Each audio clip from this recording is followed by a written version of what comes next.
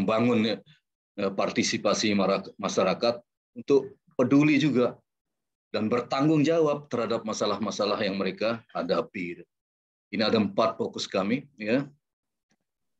Rintisan kegiatan sebenarnya sudah kita mulai kurang lebih sekitar 13 tahun yang lalu. Ya. Kami mencoba dengan 1 unit uji mungkin.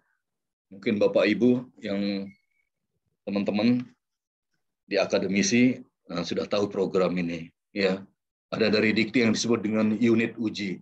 Unit uji ini adalah singkatan dari unit usaha jasa dan industri. Kami mulai dari tahun 2009 ya. Ya, kami letakkan justru di pinggir jalan raya supaya bupatinya lihat ya. Supaya ketua bapedanya tengok gitu itu kegiatan ini. Tapi rupanya berlalu saja ya. Kami lanjutkan dengan program IBIK ya. Program inovasi, program ITEK bagi inovasi dan kreativitas kampus. Ya. Kami mencoba KKN mahasiswa ini ya kita beri bantuan koloni lebah trigona ya. Dan terakhir kami mendapat pendanaan dari IPTEK Dalipi ya. Ya. IPTEK bagi daerah ya Lembaga Ilmu Pengetahuan Indonesia. Ini kurang lebih kami berjalan 4 tahun. Setelah tahun kelima barulah Pemda bereaksi ya. Coba kita lihat nanti reaksi dari Pemda ya. Nah, kami memulai dari yang kecil-kecil seperti ini ya, pembelajaran kelompok-kelompok pemula kami ya, membuat bedengan-bedengan sederhana, membuat stup-stup sederhana gitu ya. Ya. Ini kami mulai, kami coba belajar dari petani ke petani, dari petani pemula ke petani maju, begitu juga sebaliknya ya. Petani melihat contoh yang lebih baik dan mempraktikkan apa yang mereka lihat ya. Nah ini yang kami kejar Bapak Ibu sekalian. Bagaimana Bupati menetapkan satu surat keputusan mengenai produk unggulan daerah. Ya. Ini kami kejar bersama-sama sehingga Bupati itu mengeluarkan SK produk unggulan daerahnya ke madu, ke lebah madu. Karena kalau dengan SK ini maka seluruh SKPD akan menyisihkan anggaran untuk pengembangan lebah madu. Setelah SK Bupati tentang pengembangan unggulan daerah, produk unggulan daerah ini, Bupati pada tahun itu juga mengeluarkan asosiasi ya. Mungkin nanti kita akan perbaharui juga. Tapi awalnya mereka mendirikan asosiasi yang disebut dengan Asmalora ya, Asosiasi Madu Lombok Utara ya. Kami kejar juga dengan SK Bupati menetapkan Dewan Riset Daerah ya untuk mendukung perlebahan di Kabupaten Lombok Utara. Hanya beberapa daerah yang punya SK Bupati tentang DRD, Dewan Riset Daerah. 3 SK ini sangat kami butuhkan untuk menuju kepada peternakan lebah yang lebih maju. Ya.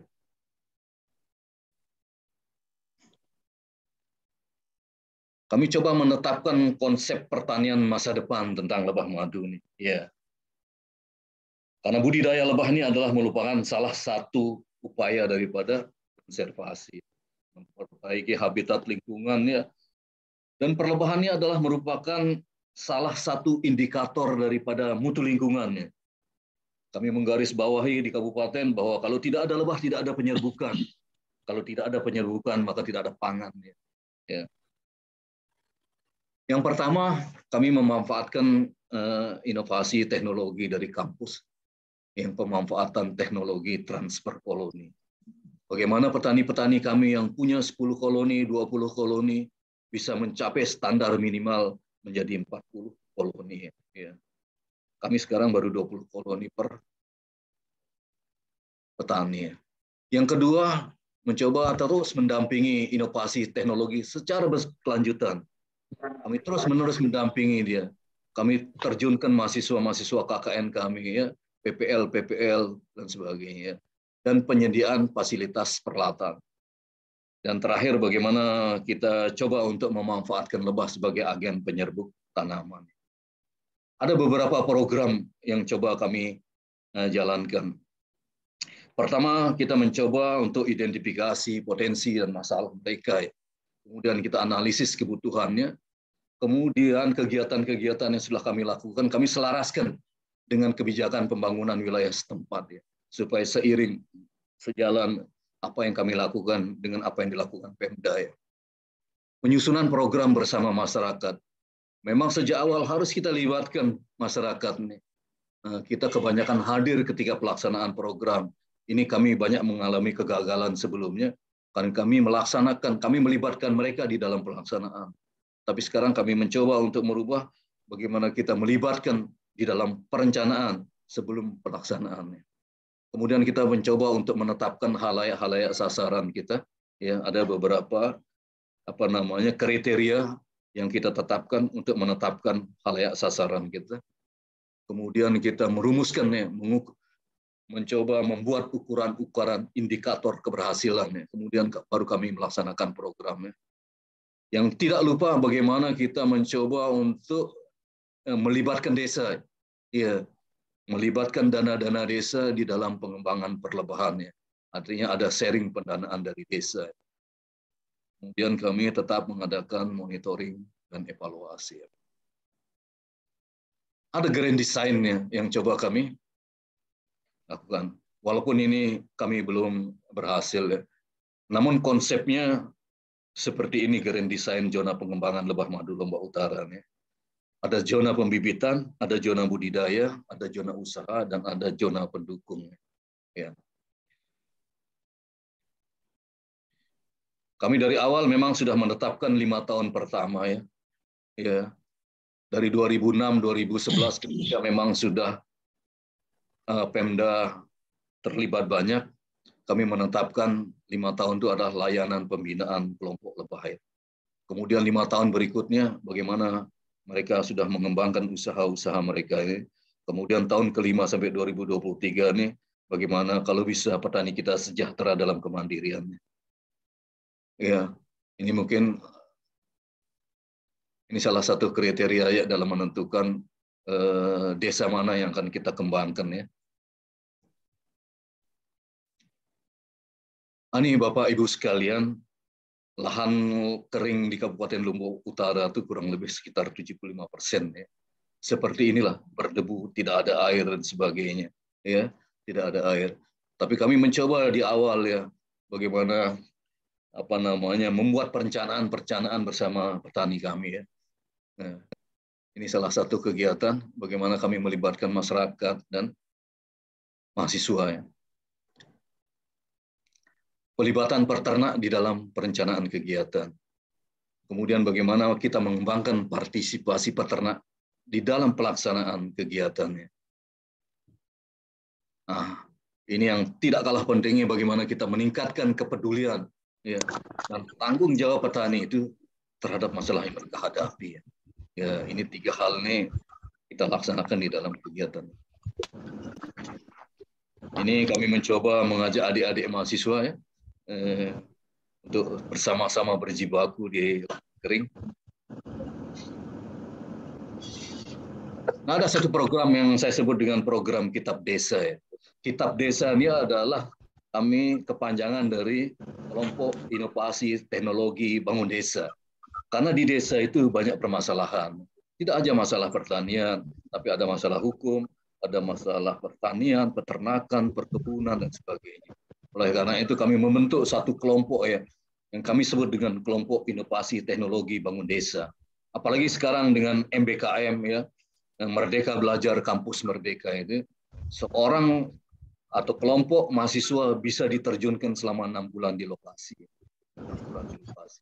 Dan ini sangat bermanfaat bagi kami, sangat bermanfaat bagi desa, sangat bermanfaat bagi masyarakat. Jadi kelompok inovasi teknologi desa ini kami sasar ke daerah-daerah tertinggal. Nah, ini juga nih adik-adik kami terus terjunkan, ya. Selama 5 tahun ini kami coba terus bekerja sama dengan lembaga pengabdian dan penelitian dan pengabdian masyarakat Universitas Mataram untuk terus-menerus menerjunkan mahasiswa di lokasi budidaya lebah.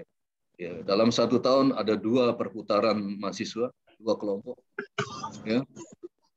Ini ada beberapa desain-desain yang memang petaninya sudah cukup maju, ya, bisa sampai 1.000-2.000 koloni. Ya.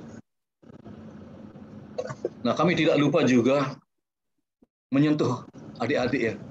Ya mungkin orang tuanya agak sulit, petani kami mahasiswa kami terjunkan, kami juga menerjunkan adik-adik yang sekolah ya.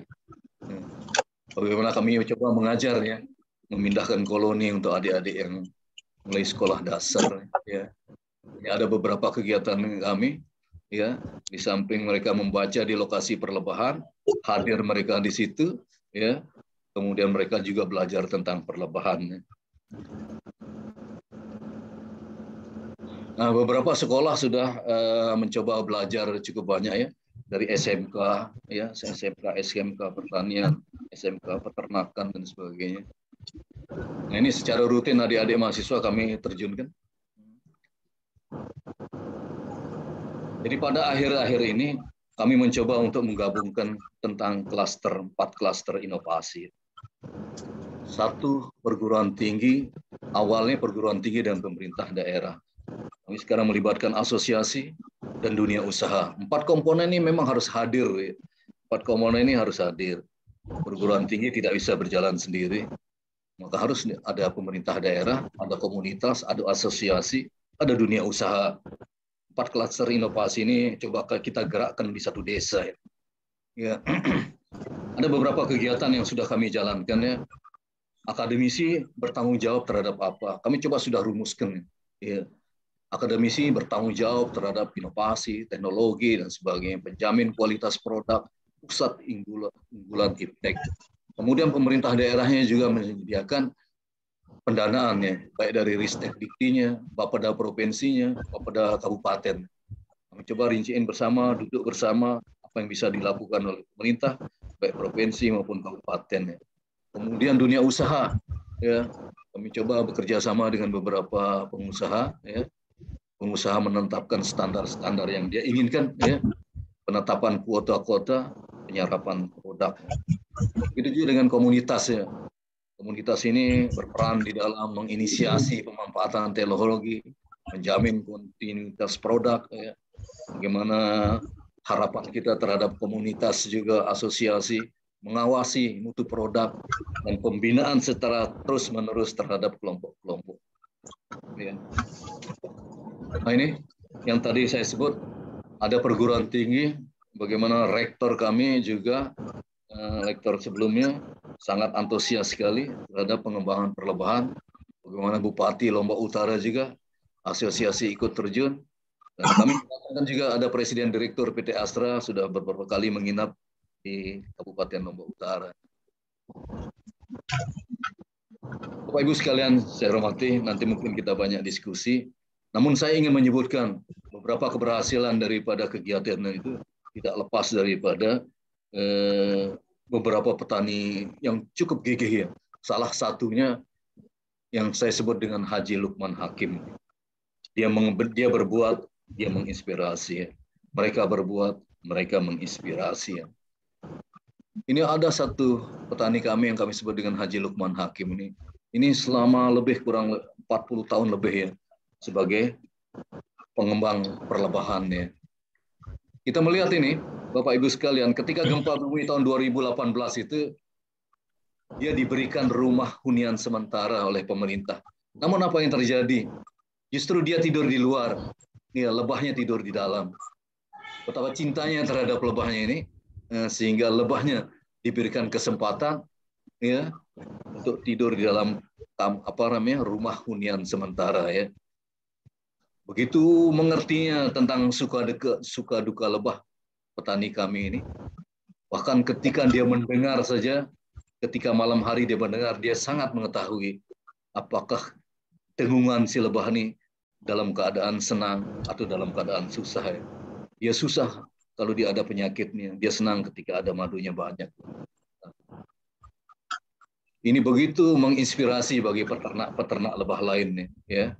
Bahkan ketika akan hadir Idul Fitri dan sebagainya, semua petani baru diberikan kain ya, diberikan koloni lebah. Silahkan Anda pelihara, ini saya kasih kain. Ini betul-betul sukarelawan. Ya.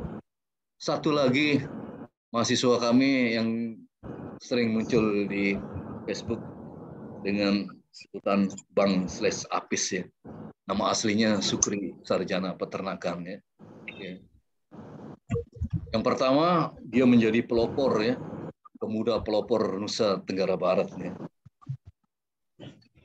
Kemudian pada tahun 2019 dia terpilih sebagai 59 generasi emas Nusa Tenggara Barat ya. Ada semboyannya ya, ini kesejahteraan petani merupakan kebahagiaan saya. Dan sejak tahun itu dia sudah menghibahkan hidupnya bagi pengembangan lebah. Maka dia selalu mengatakan, saya hibahkan sisa umur saya demi pengembangan perlebahan. Inilah yang dua heroes yang bisa saya sampaikan. Bapak Ibu sekalian, ini dia juga sebagai 10 duta petani muda Indonesia ya, saudara Bang/Apis ini. Mungkin ini Pak Mu'al Abrar yang bisa saya sampaikan. Mohon maaf pada segala kekurangan. Kita ya bisa berdiskusi lebih panjang. Ya. Mohon jika ada kekurangan kami diberikan masukan. Terima kasih. Billahi taufiq wal hidayah. Assalamualaikum warahmatullahi wabarakatuh. Waalaikumsalam warahmatullahi wabarakatuh. Terima kasih Pak Erwan sudah berbagi dengan kami, khususnya dengan saya pribadi, yang hari ini katakanlah yang mau pencur ya, anak baru kemarin sore yang mengenal tentang lebah.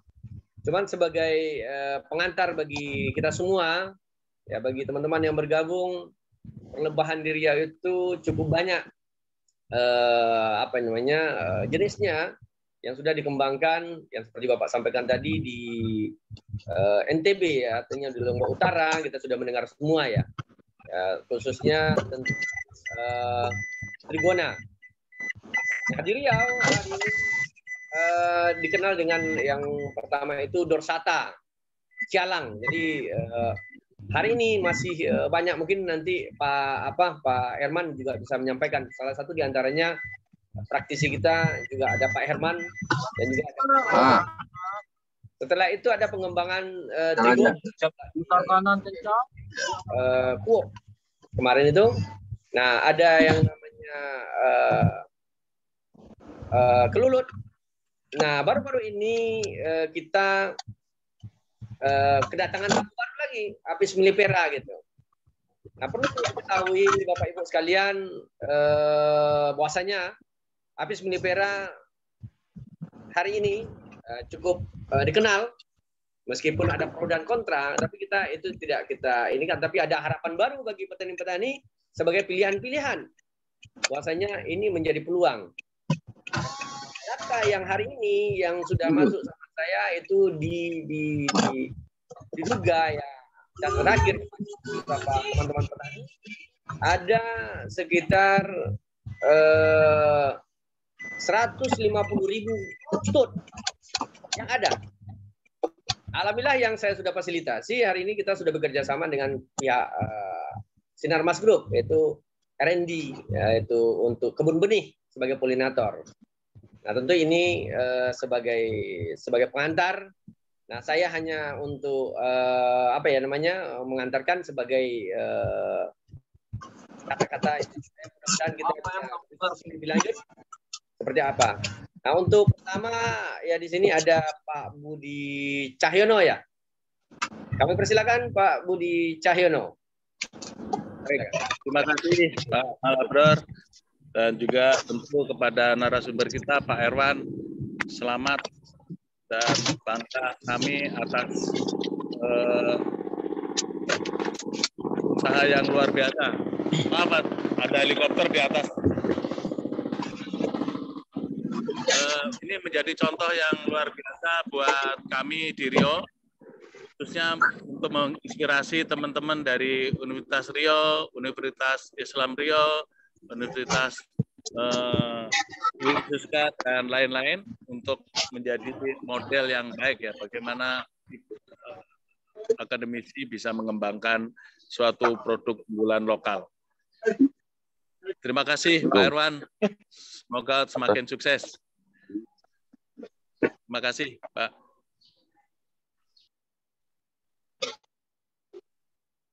Oke, terima kasih Pak Budi Cahyono, merupakan satu di antaranya adalah juga pembina APIDA. Selanjutnya kami persilakan Bu Ketua, Bu Saripah. Terima kasih banyak Pak Erwan, ini luar biasa ya. Ini capaian yang benar-benar luar biasa yang melibatkan kegigihan, kesabaran, dan strategi yang perlu kami belajar dari Bapak, karena di antara kami di sini ada akademisi juga ya, dari yang hadir di sini ada dari UIR, ada dari UNRI. Mungkin ini merupakan satu pencerahan bagi kita semua nantinya untuk terdorong ikut bermanfaat melalui forum perlebahan. Mungkin sedikit yang saya tanyakan ya Pak. Setelah melalui pencapaian-pencapaian ini, tentu keberlanjutan dari program ini ada pada bagaimana produk nanti bisa secara berkesinambungan dipasarkan. Nah itu sampai ke sana saya belum melihat, belum mendapat gambaran bagaimana pemasaran ini bisa terus menimbulkan siklus berkelanjutan di antara petani. Karena kadang-kadang kita khawatir ya beberapa kelompok petani dia akan terkendala ketika mungkin pemasaran agak kurang lancar misalnya. Ini mohon masukan dari Bapak mengenai gambaran pelemparan produk hasil dari usaha yang dilakukan. Mungkin sementara itu Pak Abrar, mungkin nanti ada komentar-komentar lainnya. Sementara itu dulu Pak Abrar. Oke, terima kasih Bu Saripah. Ya, sebelum dijawab mungkin ada yang lain, silakan Bapak Ibu. Mungkin bagi kawan-kawan yang mengaktifkan kamera mic-nya bisa di-mute biar kita lebih lebih fokus. Pak Purnomo, ada kira-kira, atau Pak Herman? Monggo silakan. Untuk Pak Purnomo lah dulu Pak Abra. Oke, Pak Purnomo, monggo.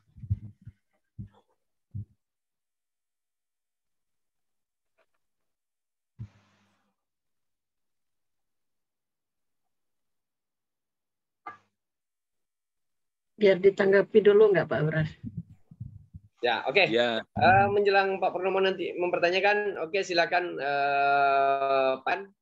Bagaimana tadi menyikapi tentang hilirnya? Apapun ceritanya, tentu petani kita yang dipikirkan adalah hilirnya. Di saat saya melakukan sesuatu, tentu dampak langsungnya kita tidak berbicara tentang dampak tidak langsung, tetapi dampak langsungnya berupa harapan hidup, ya tentu biaya-biaya dan bagaimana berkesinambungan tentang pemasaran. Monggo silakan Pak Erwan. Baik, terima kasih Pak Mal.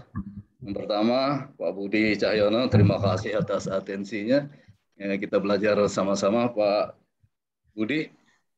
Memang di awal cukup berat, memang ya, sangat berat ya, sangat berat.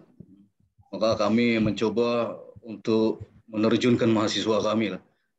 Mahasiswa kami juga yang kami pilih adalah yang militan-militan lah, ya, yang militan-militan. Bagaimana adik-adik kami yang terutama di Maternapala ya, yang senang bergaul dengan gunung ya, naik turun gunung Rinjani ya. Nah, itu kami ajak ya.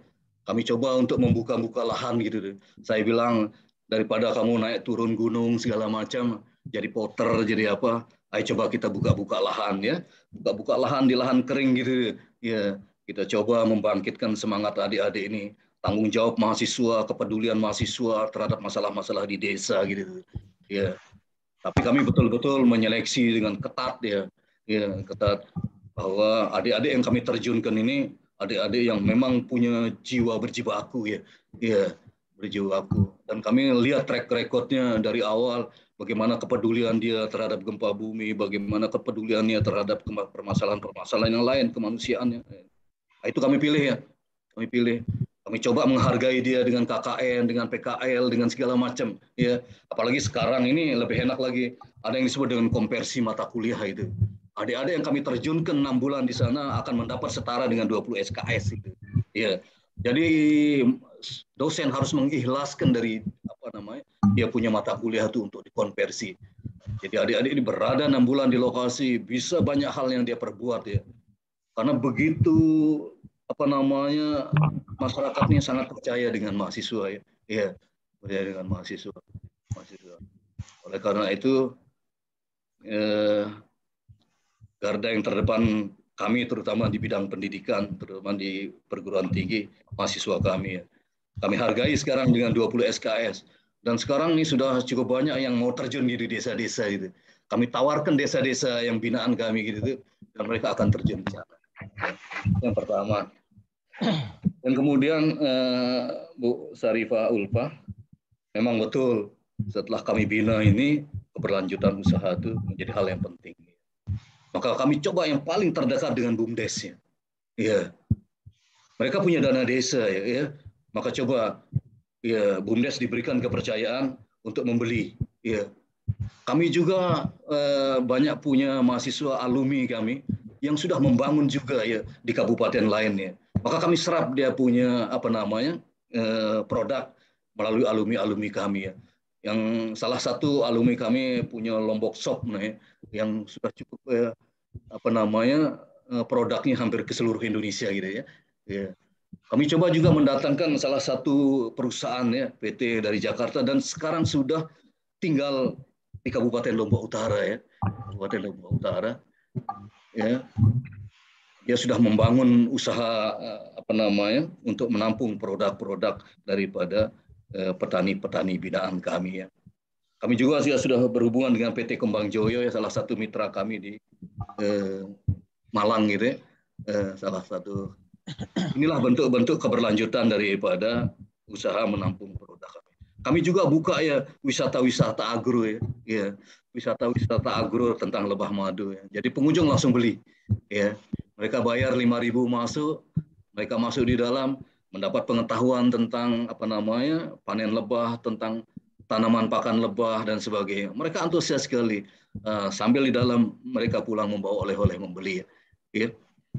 Begitu juga kami sudah bekerja sama juga dengan pemerintah daerahnya, PNS membeli lebah madu daripada Lombok Utara. Inilah berbagai tindak lanjut, walaupun mungkin ada permasalahan-permasalahan. Tapi inilah beberapa item tentang keberlanjutan usaha daripada kegiatan lebah kepada. Mungkin ini yang bisa saya jawab, Bu Sarifah Ulfa. Mohon kalau memang ada kekurangan masukannya. Terima kasih. Terima kasih Pak Erwan. Ini cukup banyak ya, artinya banyak kata orang itu ibarat saringan. Jadi pemasaran itu ibarat tapis atau saring ya, screen. Dia tidak lubang satu besar, tapi lubangnya banyak gitu. Ya. Ya kalau lubangnya banyak tentu angin lewat semua. Gitu. Nah, alhamdulillah kita juga sudah mendengar upaya-upaya yang sudah dilakukan oleh Pak Erwan dengan kawan-kawan rekan-rekan di Lombok Utara. Ini sebagai inspirasi khusus bagi saya yang baru ya. Seperti yang disampaikan oleh Pak Erwan tadi, kita tidak bisa berjalan sendiri. Ibarat jari, ya kita juga bisa gunakan ada jempol, ada telunjuk, ada jari manis, ada kelingking, dan sebagainya. Nah, kita di dalam ini juga banyak nih Pak Erwan, teman-teman ya saya ada yang ya semua. Mudah-mudahan ini menjadi harapan baru bagi petani. Nah, itu juga yang dirasakan oleh petani kami. Jadi kalau untuk khusus dorsata yang sudah ini ya, pokoknya semua pemasaran khusus di Apis mellifera ya, sekarang itu pakannya itu kan bukan dari nektar ya, kalau bahasanya itu dari kelopak daun atau ketiak daun berupa air. Jadi kalau saat panas akasia carpa itu yang ditanam oleh Sinarmas Group dan April Group yang untuk bahan baku kertas. Nah, itu kalau berkelanjutan bahan pakannya cukup banyak. Nah, itu yang mungkin sinergi. Nah, mungkin ada yang lain, silakan Pak Herman ya. Oke, Pak Herman yang sudah pelaku dari semenjak ya. Nah, silakan Pak Herman. Ya, oke. Terima kasih Pak Abral. Ya kalau untuk saya yang paham ini kan untuk Apus dorsata dengan Melipera ya Pak. Nah, kalau untuk Cirana dengan kelulut gitu saya belum paham betul ya. Itu maka tadi saya ingin izin dari Pak Purnomo. Pak Purnomo kelihatannya dia udah mulai berbudidaya dengan kelulut. Gitu. Nah, cuman kalau untuk dorsata ya saya paham karena memang saya bergerak di dorsata dari awalnya itu dari 2006 ya sampai saat ini di dorsata saya masih aktif dan mengikuti untuk Melipera juga gitu kan gitu. Nah, cuman ya terkendalanya sering kalau untuk dorsata itu karena sekarang dia kan semakin lama semakin punah. Itu aja Pak. Nah, karena punahnya itu kenapa? Mungkin ya karena faktor lingkungan lah kan gitu kan.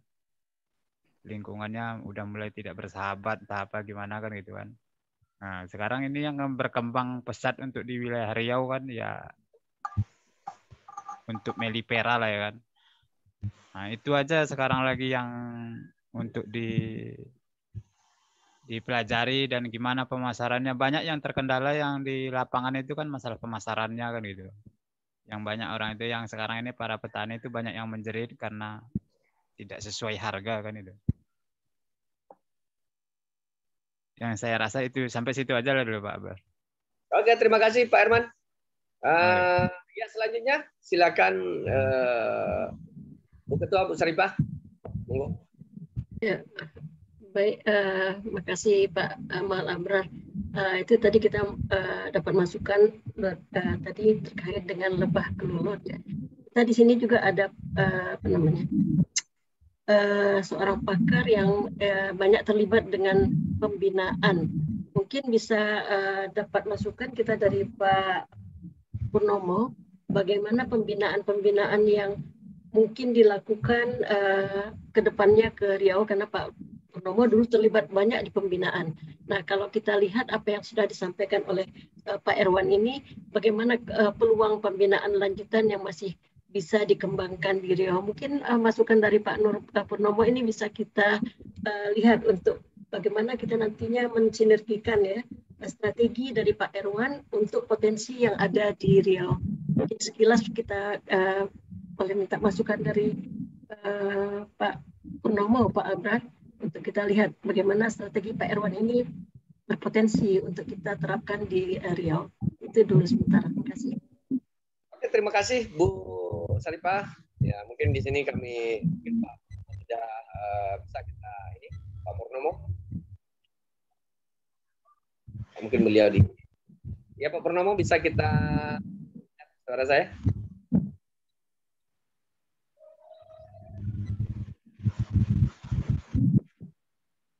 Halo Pak. Pak Purnomo? Ya mungkin beliau ada kegiatan ini. Ya untuk mungkin yang mungkin dia masih mute itu anunya, belum bisa ngomong. Enggak dengar nih kayaknya. Biasanya di ini dari Pak. Mungkin boleh saya Pak Abrar. Oke, siap Pak Sekjen. Silakan. Baik, terima kasih. Melihat paparan Pak Erwan luar biasa sekali begitu ya, karena perjalanannya sudah cukup lama dari awal 2000-an. Sangat menarik sekali ketika kemudian juga memunculkan para lokal hero yang dikognisi ke banyak tempat. Mungkin kalau saya lihat apa yang perjalanan yang dilakukan oleh Pak Erwan dan timnya di perguruan tinggi bisa kita adaptasikan di kami lihat sebagai apa namanya pola yang mungkin kita juga bisa adaptasinya. Jadi tadi seperti yang disebutkan Pak Erwan, dukungan dari dinas-dinas sampai kepada melakukan perda ya, itu luar biasa sekali. Kemudian ada Lembah Utara mau membuat Dewan Riset. Nah ini juga menarik sekali ketika dukungan-dukungan yang dari apa namanya secara kalau memang dukungan kalau di ada hitam di atas putihnya emang agak susah emang. Kalau misalkan hanya komitmen ngobrol saja begitu. Ya. Dan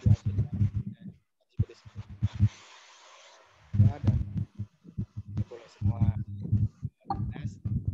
jadi kita berjalannya lebih mudah untuk menarik benang merahnya. Ini juga terjadi di Jawa Barat. Di Jawa Baratnya Kepala Dinas Kehutanan juga kemudian membuat program yang memang diinstal dari pemerintah dan dinaikkan ke gubernur. Dan yang menarik dari Pak Irwan tadi adalah juga harus fokus mungkin ya. Nah, memang ketika fokus, memang ketika kita lihat di Riau ini kan fokusnya banyak nih. Ada apa namanya? Emilia Vera. Ya. Tapi tadi yang menarik dari Pak Irwan tadi adalah fokus pada tempat yang termiskin. Nah, itu ini. Dipetakan kenapa dipilih Kelut karena juga lebih adaptif di lapangan, daerah-daerah yang ekstrim begitu. Dan kalau kami lihat juga di Riau tempat miskin pun juga sebetulnya kan juga mempunyai akses modelan yang terbatas, penguasaan lahan barangkali ya. Nah, ya kita juga tempat-tempat yang mana yang akan kita prioritaskan, misalkan ambil contoh daerah miskin sehingga ketika itu kita karena bisa ketahuan bisa dijadikan keberhasilannya dengan lebih cepat. Tetapi ketika lagi di Riau kita lihat lagi misalkan sekarang permasalahan yang kita petakan adalah habis Milavera kan melibatkan para kapital yang banyak ya. Berarti dia kan sebenarnya pasarnya. Aspek pemasaran mungkin juga menarik ketika Pak Irwan tadi juga bisa melibatkan semua di perguruan tinggi karena inovasi teknologi mengidentifikasi permasalahan, kemudian diturunkan juga dilibatkan dalam mendapatkan atau mengatasi permasalahan yang ada. Sekarang permasalahan nih, hubungan dengan apa namanya positioning barangkali. Bisa juga teman-teman di Riau nanti kalau mereka itu prioritasnya kolaborasinya hasilnya dengan siapa, bagaimana mekanismenya. Karena memang sekarang ini produksi madu tiap hari terus dilakukan, tapi saringannya tadi ternyata tidak sebanyak tadi. Saringan angin tadi yang parah. Ya, masalah menarik sekali untuk kita cari solusinya. Kalau habis Dursata, DP juga habis Dursata juga banyak. Hanya memang tadi Pak kan mencari titik pengungkit yang paling besar. Jadi ketika kemiskinan paling mungkin kemudian bekerja sama dengan daerah berhasil, kita juga terus kolaborasi atau dan yang menarik lagi adalah bagaimana melibatkan mahasiswa. Tadi apa namanya 20 SKS itu juga luar biasa tuh, bisa dikonversi di sesuatu bagi mahasiswa. Dan tadinya barangkali mahasiswa juga masih melihat-lihat, belum tertarik. Begitu ada 12 SKS dan pekerjaan di lapangan akan bermanfaat nanti ketika dia terjun ke dunia kerja. Tentunya dia akan sangat tertarik sekali dan tidak hanya kalau saya diskusi dengan Bang Seles, saya juga tidak sebetulnya kegiatan masyarakat dari mulai hal-hal yang juga ada hubungan dengan lepas, bagaimana mencari sumber mata air bersama masyarakat, motivasi untuk bisa mengalirkan air gunung sampai ke desa. Ini juga luar biasa sekali. Bagaimana dia melakukan pelatihan kepada anak-anak, motivasi dari mentornya seperti Pak sangat luar biasa sehingga membuat terharu kalau misalkan mendengarkan itu teman-teman di lapangan mahasiswanya juga sangat semangat gitu ya, sangat semangat dan mudah-mudahan ini akan menjadi sebuah karya yang sangat luar biasa untuk Universitas Mataram, Pak Irwan, dan kita apresiasi sangat sekali. Nah, hal-hal seperti ini nanti akan kami adopsi juga Pak Irwan, terima kasih sharingnya. Nanti di tim kami di API akan kita diskusikan lagi. Kebetulan kita sedang mau melakukan musyawarah nasional dan akan kita rumuskan program kerja ke depannya sehingga memang program kerja prioritas ini akan sangat penting kita pilah gitu para APIDA di masing-masing wilayah berdiskusi. Sekarang dari saya Pak.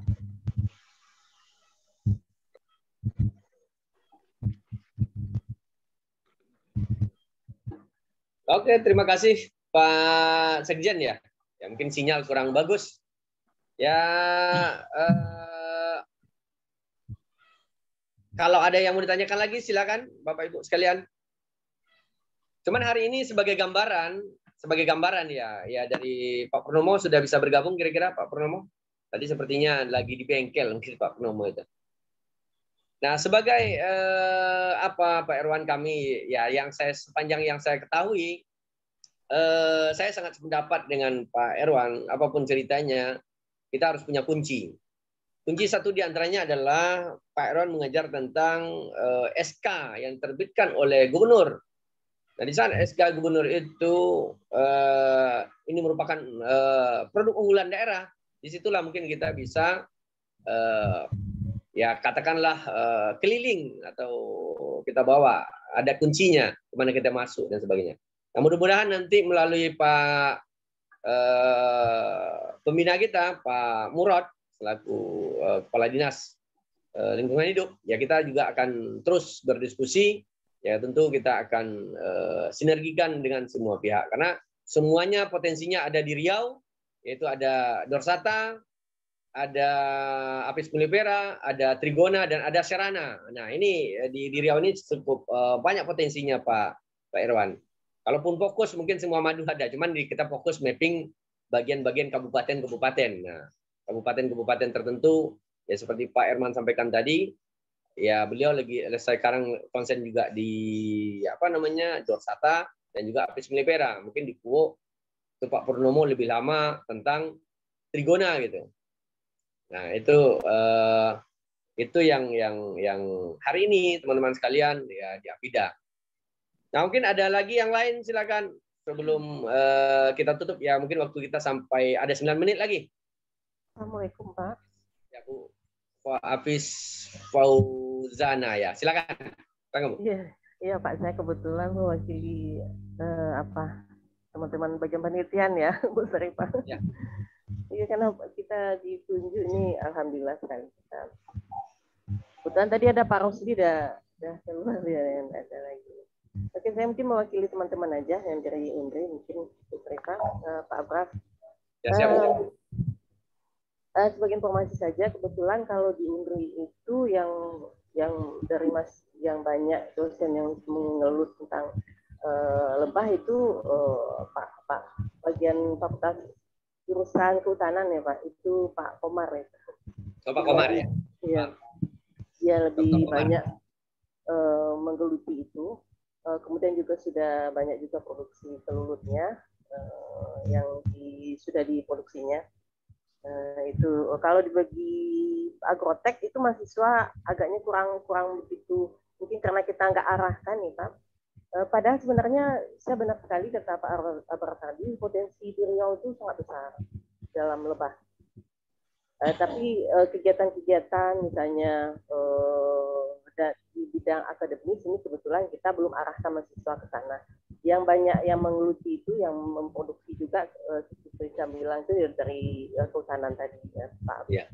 Ini kebetulan kita ada di sini perlebahan nih Bu Sarifah juga mungkin mahasiswanya udah banyak juga Ibu yang mengarah ke sana ya Bu ya.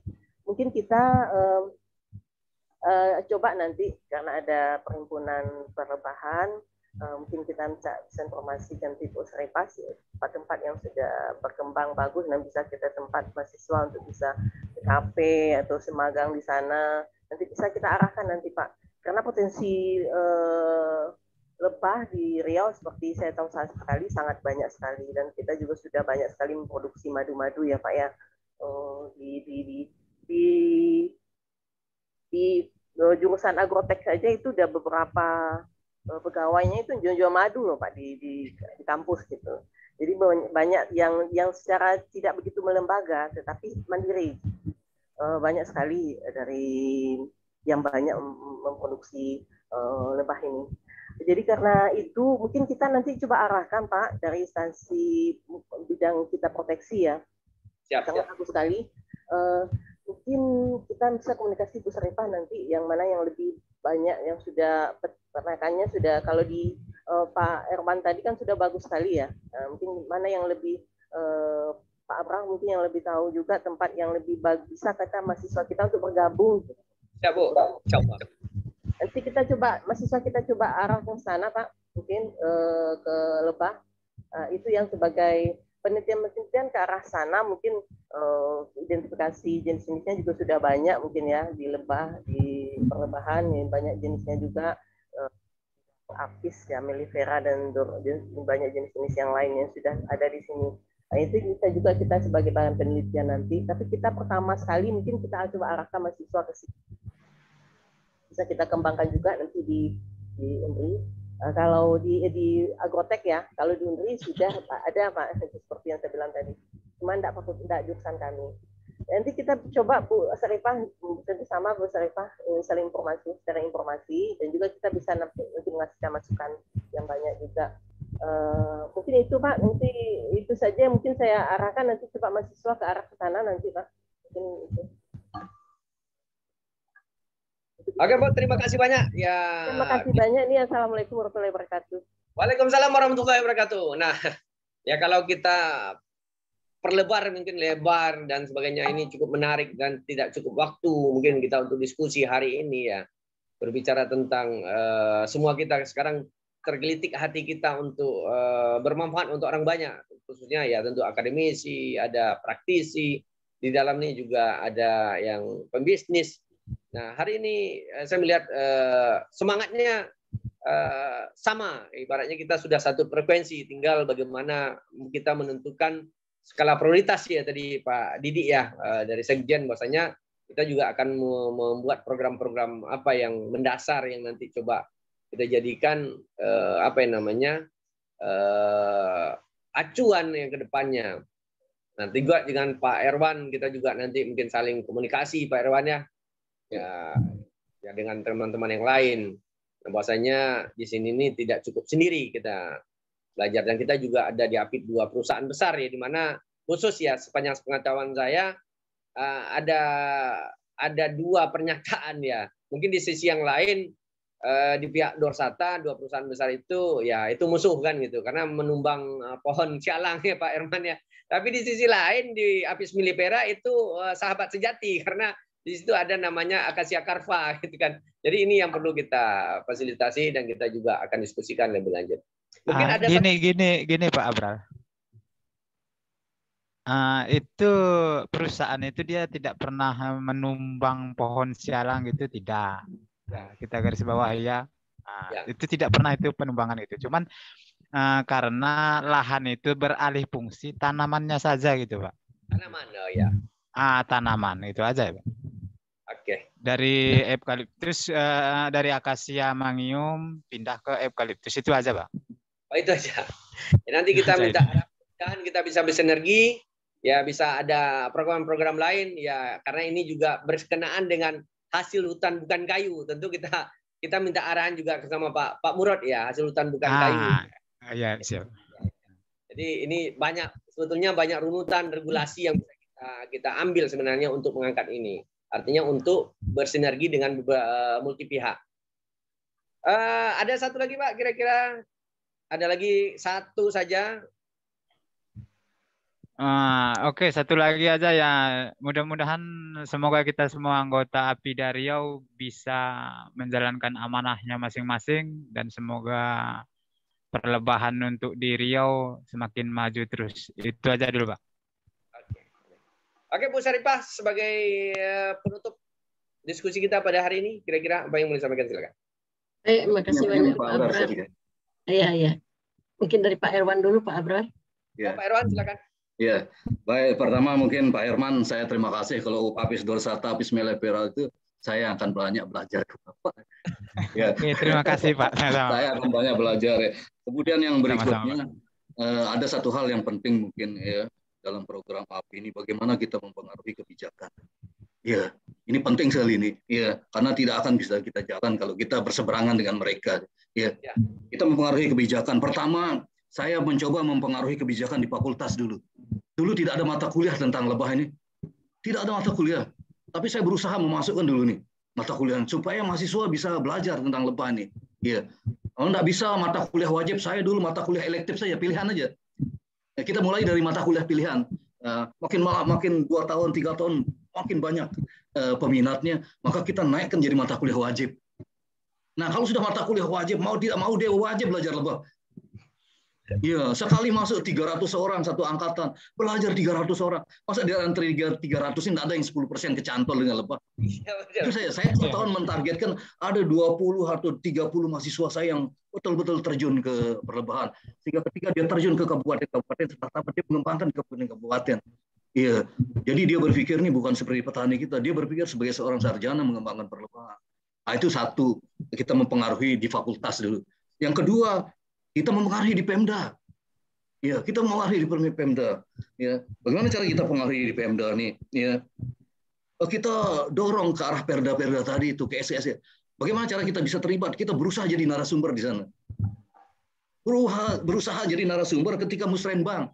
Ya, musrenbang tingkat kecamatan, tingkat kabupaten. Ya, kita berusaha masuk di situ. Kita jelaskan begini loh. Ya, ya kan. Kemiskinan banyak, kematian ibu hamil banyak, anak-anak kematian banyak. Kita paparkan ini. Maka solusinya harus ada sumber energi yang dekat dengan rumah petani.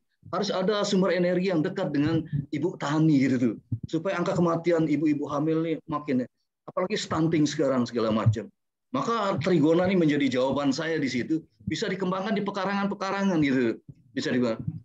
Dan salah satu kewajiban di pekarangan itu mereka menanam 10 pohon gitu tuh. Anak-anaknya juga kita coba kalau kamu bisa menanam 30 pohon, entah cabai, entah terong, entah tomat, entah apa, kita berikan dia hadiah Kalpataru. Saya buatkan sertifikat Kalpataru yang ditandatangani Pak Erwan. Mungkin tidak apa-apa sudah. Yang penting dia bangga, dia tempel di depan rumahnya, dia berjuang bagaimana pekarangan rumahnya bisa tertanam gitu. Ya, itu yang kedua. Yang ketiga mungkin himbauan saya ke Pak Didi ini sebagai sekjen, apalagi sebentar lagi akan mengadakan musyawarah. Ya.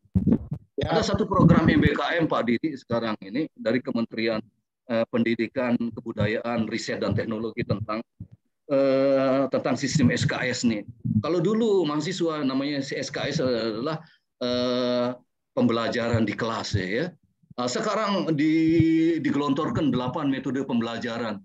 8 metode pembelajaran ini itu yang dikatakan sebagai SKS itu sebagai jam berkegiatan, bukan lagi jam belajar.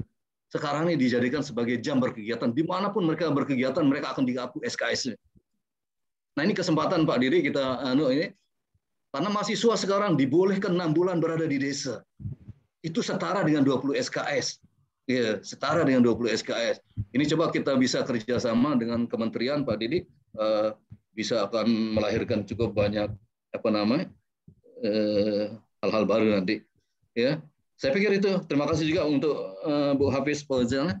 Terima kasih. Demikian Pak Mal.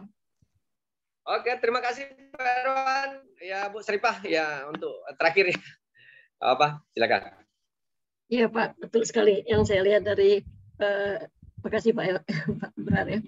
Yang Pak Erwan katakan bahwa keberhasilan, salah satu kunci keberhasilan Pak Erwan nampaknya kejelian Pak Erwan untuk memanfaatkan peran enforcement ini ya, mulai di fakultas sampai ke pemangku kebijakan misalnya.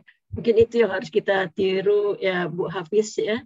Bagaimana ya walaupun mungkin dalam lingkup yang lebih kecil. Nah kalau kita lihat Pak Erwan mungkin dia punya power ya Pak. Bapak dekan ya Pak ya. Wakil dekan 1. Ya. Nah ini kami masih berkutat Pak, agak berjuang. Misalnya bagaimana meluluskan penelitian mahasiswa di bidang perlebahan.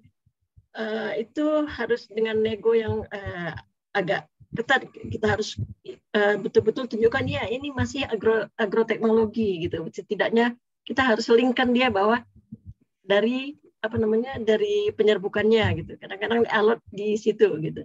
Jadi mudah-mudahan karena terkendala di situ, ini tadi saya menanggapi Bu Hafiz, kita akan keluar dari situ. Kita akan, Bu Hafiz, ke depan mudah-mudahan kita bisa bersinergi untuk mengambil yang lebih besar dari di situ mungkin kerjasama di pengabdian masyarakat antar institusi gitu. Nah itu bisa kita cari tempat yang kita bisa berkiprah nanti kita akan rujuk kepada pakar-pakar yang sudah malang melintang di Riau ini untuk kita dapatkan tempat-tempat yang layak untuk kita lakukan kegiatan bersama. Nah, itulah perlunya APIDA, sehingga dengan APIDA ini kita ada wadah untuk, misalnya saat ini yang bergabung dengan kita ada UNDRI, ada kehutanan di UNDRI.